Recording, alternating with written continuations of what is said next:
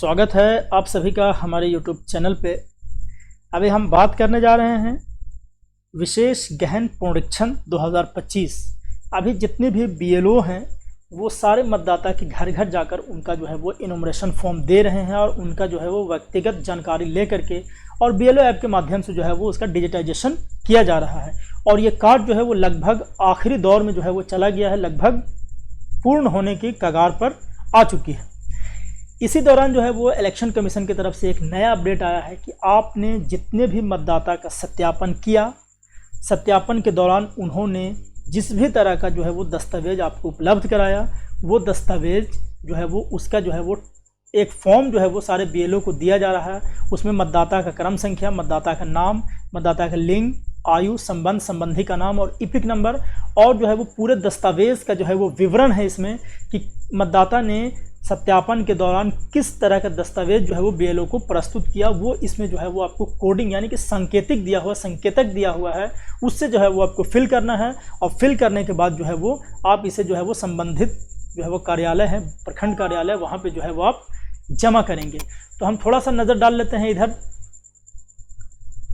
दस्तावेजों की सूची पे। यहाँ पे देखिए दस्तावेज की सूची है, यहाँ पे 11 तरह के दस्तावेज जो निर्धारित किया गया था और यहाँ पे जो है वो उसका संकेतक है। आप यहाँ पे देख रहे होंगे इसका संकेतक है, यानी कि किन्होंने अगर पासपोर्ट दिया हो तो उसे P अंकित करना है, मैट्रिक का सर्टिफिकेट दिया हो तो E अंकित करना है, वन अधिकार का प्रमाण पत्र दिया हो तो FR करना है, अगर रेसिडेंस सर्टिफिकेट यानी कि निवास प्रमाण पत्र दिया हो तो R जो है वो इसमें फिल करना है। अब हम बात करेंगे कि उसको फिल कैसे करना है। उसके लिए जो है वो बात करते हैं। ये जो आपको मिलेगा, यहाँ देखिए, यहाँ पे लिखा हुआ है विशेष गहन पुनरीक्षण 2025 मतदान केंद्र वार मतदाता के संबंध में दस्तावेज उपलब्ध संबंधी विवरणी, यानी कि मतदाता ने घर सत्यापन यानी कि सत्यापन के दौरान उनके द्वारा जो दस्तावेज प्रस्तुत किए गए थे उसी के लिए जो है वो ये समरी है यानी कि समेकन है। अब देखिए हम बात कर लेते हैं, जल्दी कर लें ताकि वीडियो लंबा ना हो जाए। यहाँ पे देखिए मतदाता का क्रम संख्या है, मतदाता का नाम है, मतदाता का संबंध है, लिंग है, उम्र है और उनका इपिक नंबर है। ये आप देख रहे होंगे। हम एक एक करके एग्जांपल दे देते हैं ताकि आप समझने में आसानी हो जाए। 2-3 तरह के केस हैं इसमें, कैसे स्टडी कर लेंगे। अभी क्रम संख्या 1 के मतदाता हैं, उनका पूरा यहाँ पर डिटेल है, उनका नाम है, उनके संबंधी का नाम है, उनका उम्र है, लिंग है और उनका इपिक नंबर है। और यहाँ पे कहता है 2003 के मतदाता सूची में नाम की स्थिति। देखिए अगर ये मतदाता यानी कि 1 नंबर के मतदाता का नाम अगर 2003 के मतदाता सूची में अगर उपलब्ध था स्थायी रूप से, तो यहाँ पे इसके लिए जो है वो यस और नो का कोडिंग दिया गया है। अगर इनका नाम 2003 के वोटर लिस्ट में था तो यहाँ पे आपको यस कर देना है या वाई लिखना है कि हाँ इनका नाम था। जैसे ही आप वाई लिखते हैं तो आपको कहता है कि विधानसभा क्या था, ओल्ड विधानसभा जो होगा वो आप यहाँ पर टाइप करेंगे। हम अभी 00 दे रहे हैं ताकि किसी का पार्टिकुलर डिटेल जो है वो लिखना हो। तो अपना विधानसभा यहाँ पे संख्या डालेंगे। उसके बाद कहता है विधानसभा के बाद बूथ नंबर कितना था, तो यहाँ पे बूथ नंबर आपको यहाँ पे डाल देना है कि बूथ नंबर जो होगा वो आप डालेंगे। उसके बाद कहता है उस बूथ पे जो है वो क्रमांक क्या था, तो जो क्रमांक होगा उनका वो डाल देंगे यहाँ पे। इनका काम जो है वो ख़त्म हो जाता है, इनका वेरिफिकेशन कंप्लीट हो गया। अब हम आते हैं दूसरे मतदाता के पास। ये एक ऐसे मतदाता हैं, इनका नाम जो है वो उसी मतदान केंद्र पे जो है वो है, लेकिन इनका नाम जो है वो 2003 के वोटर लिस्ट में नहीं था। जब नहीं था तो हम यहाँ पे क्या लिखेंगे, N लिख देंगे। इसमें N लिखेंगे जैसे ही तो ये तीनों कॉलम जो थे,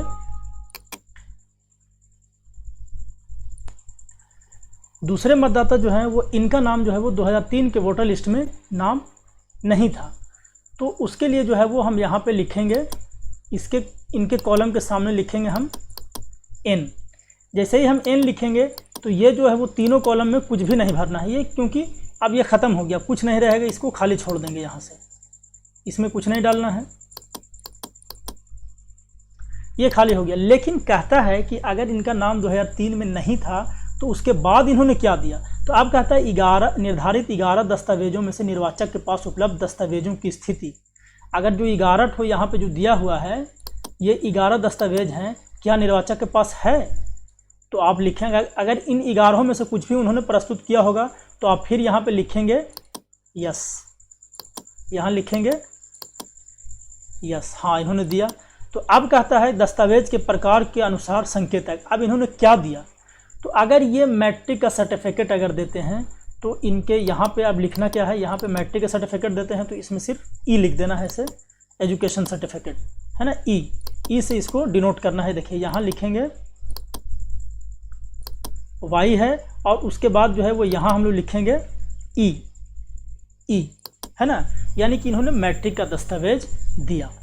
अब कहता है, अब हम आते हैं तीसरे केस स्टडी पे कि ये एक ऐसे मतदाता हैं, इनका नाम ना तो 2003 के वोटर लिस्ट में है, इनका नाम जो है 2003 के वोटर लिस्ट में नहीं है। तो उस स्थिति में हम क्या करेंगे, यहाँ पे लिखेंगे एन लिख देंगे। तो ये जैसे ही एन लिखते हैं तीनों कॉलम जो है वो फ्री हो जाएगा, इसमें कुछ भी नहीं डालना है। और उसके बाद कहता है 11 दस्तावेजों में से क्या इनके पास कोई भी उपलब्ध है, इनके पास ये भी उपलब्ध नहीं है।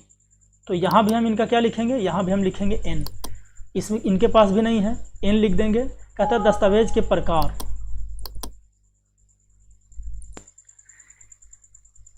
इनका नाम जो है वो 2003 में भी नहीं था, तो यहाँ पे हम लोग एन लिखते हैं, एन लिखेंगे, इसमें कुछ भी नहीं करना है, यहाँ भी क्रमांक नहीं है। अब कहता है निर्धारित 11 दस्तावेजों में से इनके पास कोई उपलब्ध है, तो इनके पास ये भी उपलब्ध नहीं है, तो यहाँ भी हम लोग एन लिख देंगे। ठीक है, ये हो गया तीसरा केस स्टडी। अब उसके बाद आते हैं हम चौथे केस स्टडी पे।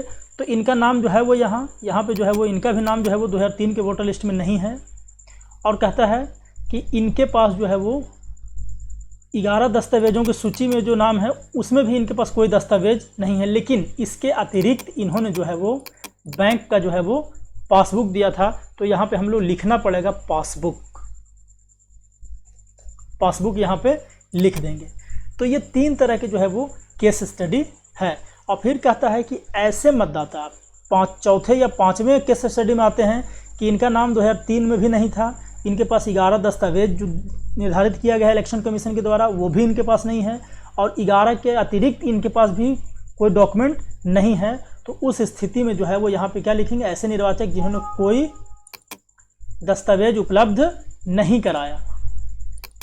जब वो नहीं कराया तो हम यहाँ पे सिंपली हम लोग टिक कर देंगे, इसमें इस नंबर पे हम लोग टिक कर देंगे, यहाँ पे एक एरो का निशान जो है वो लगा देंगे सही का, यहाँ पे इसमें जो है वो हम लोग लगा देंगे सही का निशान, यहाँ पे अंकित करेंगे।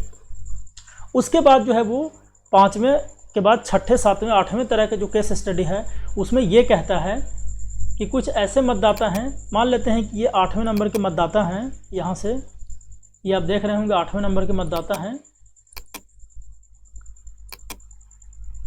इनका जो नाम जो है वो 2003 में तो था, इनके पास सारा डॉक्यूमेंट भी था, लेकिन इनकी मृत्यु हो चुकी है। तो उस स्थिति में क्या करना है कि आप इनके कॉलम में जो है वो मृत वाले में इस तरह का जो है वो टिक कर देंगे, सही का निशान जो है वो मृत वाले में आप लगा देंगे, है ना। सही का निशान जो है वो यहाँ पे लगाएंगे आप, ताकि इससे ये पता चल जाए कि जो है वो इनकी मृत्यु हो चुकी है, यानी कि ये मृत है ना। इस तरह से जो है वो टिक करेंगे। कोई ऐसे मतदाता होंगे जो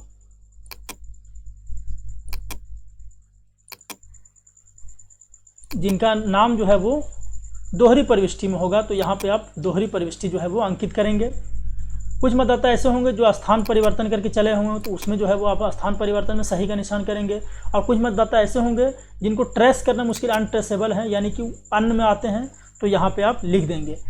और दूसरी बात, जिनका मृत में आप टिक करेंगे, तो यहाँ पे जो है वो मृत जो है वो आप अंकित करेंगे अभियुक्ति में, यहाँ पे लिखेंगे मृत, यहाँ पे आप लिखेंगे मृत।